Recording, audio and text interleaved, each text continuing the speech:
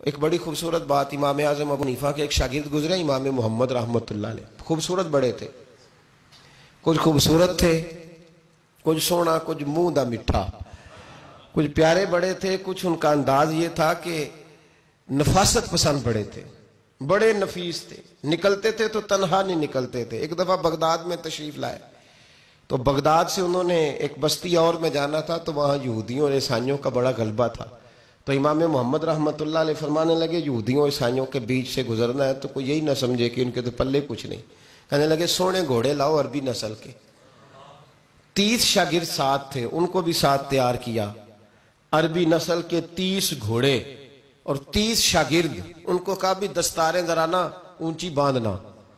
تو دستاریں بھی باندھی انہوں نے کلے والی بڑی خوبصورت، شاگردوں کو بھی جبے پہنائے، خود بھی جبہ پہنا، سفید رنگ کی اعلیٰ نسل کی گھوڑی، آگے آگے پیچھے 30-32 شاگرد۔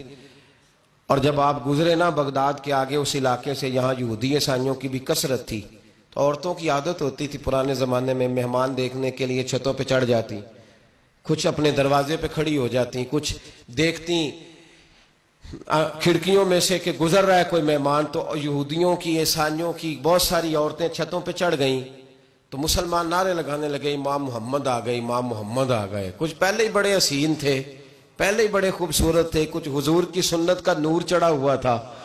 کچھ دائیں بائیں شاگرد تھے، پھولوں کی پتیاں گر رہی تھی، تو جب محمد محمد کے نعرے لگنے لگے نا تو ان عورتوں نے امام محمد کا جلوہ دیکھا،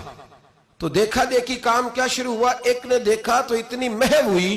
کہ اس نے کلمہ پڑھنا شروع کر دیا،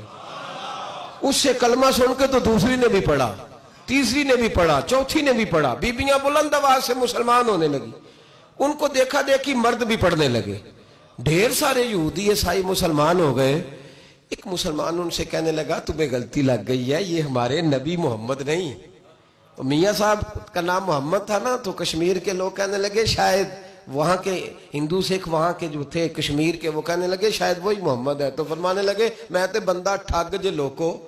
میں تے بندہ چور، جس دا خلقت کلمہ پڑھ دی او محمد ہو۔